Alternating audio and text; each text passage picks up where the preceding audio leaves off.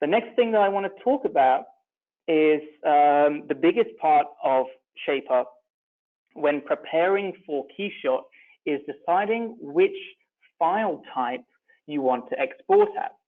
So let's say, for example, that we're going to export this by pressing the export button up here, and we've got a huge list already.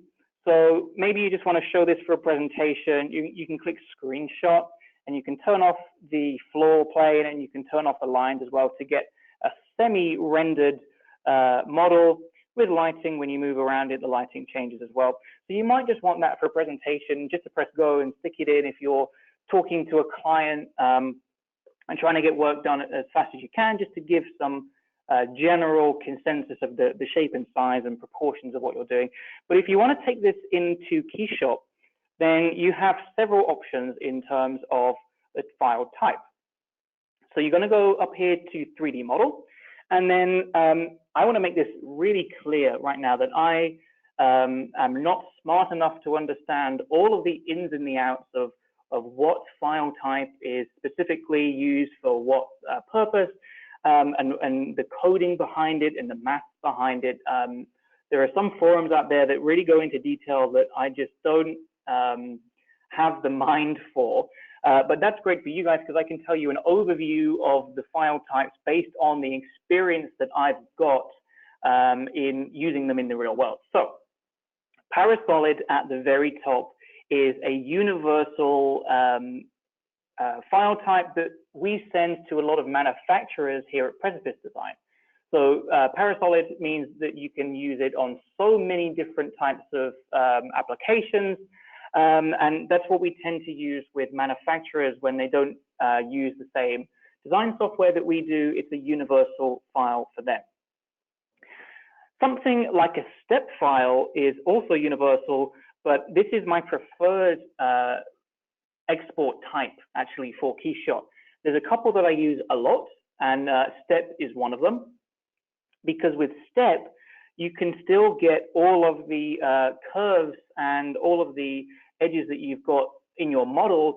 Step is going to keep those, and a few of the model types that we're going to come on to in a minute, you'll understand why that might not be a good thing with those other types. So something like STL, for example, is going to convert the file into lots of little triangles, and it essentially means that I think the T stands for triangle actually, and you can define the resolution of those triangles, but obviously if you increase the number of triangles, it's going to get smoother, but also that's going to increase the file size as well. And then, so that's something to bear in mind if you're transferring from the iPad over to the Mac as well, or over to KeyShot as well. And then finally, object, an OBJ file. That is something that I find is all of the downloadable files that I use online. So I use some external companies like GrabCAD and TurboSquid and CG Trader and companies like that.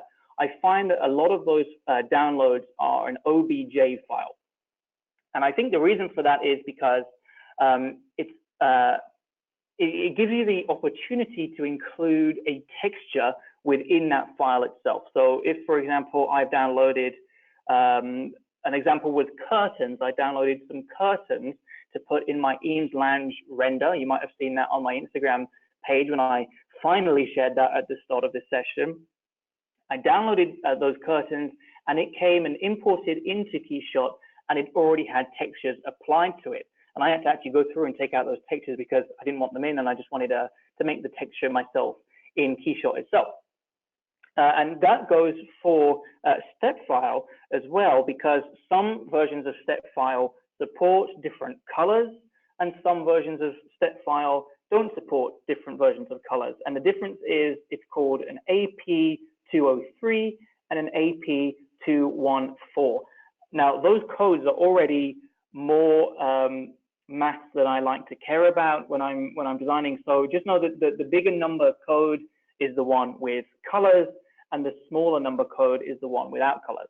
And that tends to be what I use for exporting. So it's either step or object as well. And IGES, I think I skipped out IGES, but IGES is essentially another universal method of saving files.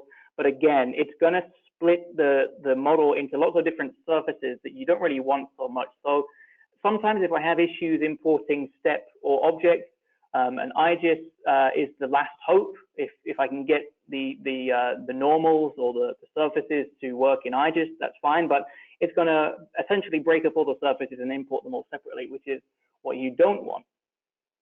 So let's say that we've exported the file. We're just going to go to save and then give it a name and save it. What I tend to do is save it to my desktop by using the Files app on the iPad. Essentially, it's going to go straight to my desktop on the laptop, and then it's going to go straight into KeyShot, which is where I start to model.